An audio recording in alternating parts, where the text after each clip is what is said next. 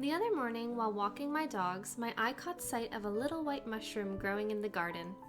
Since that moment, I've begun noticing mushrooms growing all over the place, from fallen tree branches to mulch piles. Though I've always been interested in observing mushrooms, spotting all of these different fungi has inspired me to create a vintage-style bookmark featuring, you guessed it, a mushroom. I made this hand-embroidered piece using some silky embroidery threads, cotton fabric, and a little stretch of white lace.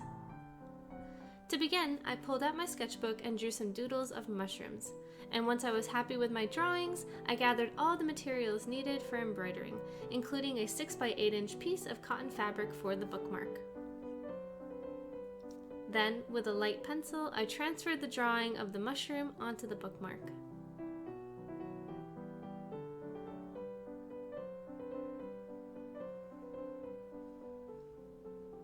And now, with the hoop in place, it's time to get started with embroidering.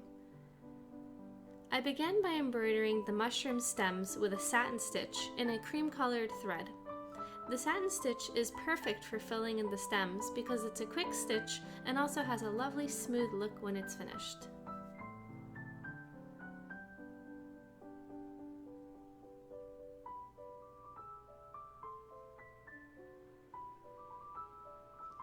After filling in the stems, I used a tan-colored thread to outline them in a simple running stitch.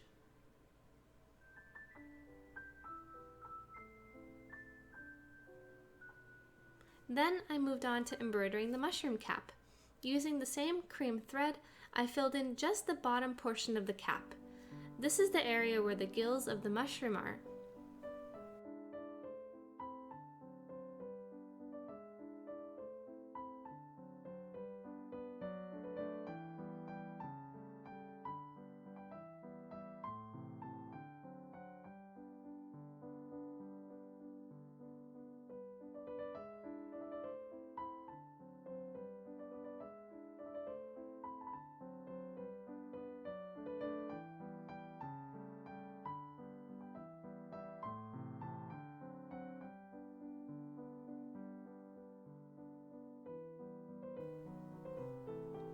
Now it's time to fill in the top of the mushroom cap.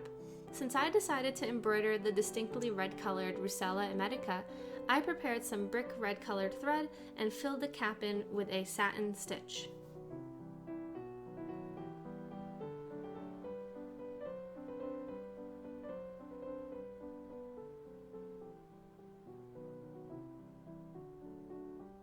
And then similarly to the stem of the mushroom, I outlined the red caps with a running stitch in the same red thread.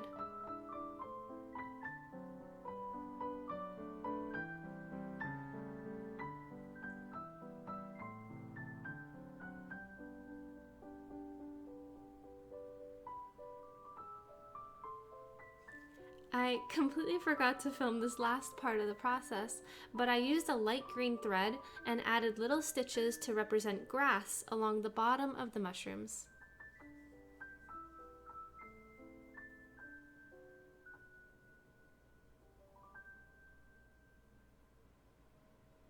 Et voila! The embroidery was complete, and all that was left was to close the bookmark with the sewing machine.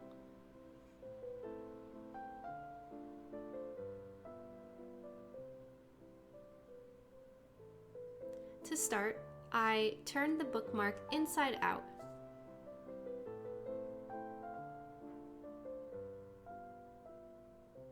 Then I sewed along all 3 sides, making sure to leave a little opening on the bottom so that I could reverse my bookmark.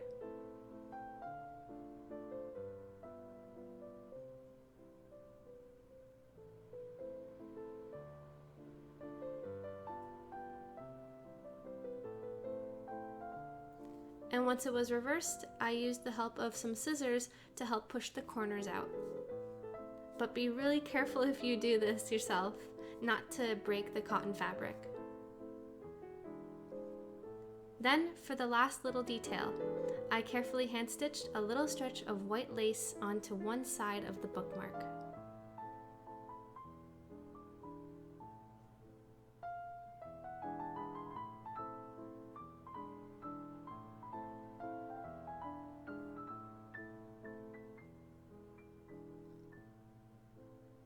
And that's it. My hand-embroidered, vintage-inspired bookmark was all finished. I'll be adding this cute little accent to my new mushroom encyclopedia.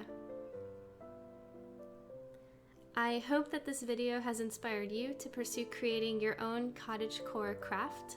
Please feel free to check out my website or Instagram linked below, and I'll see you in my next video.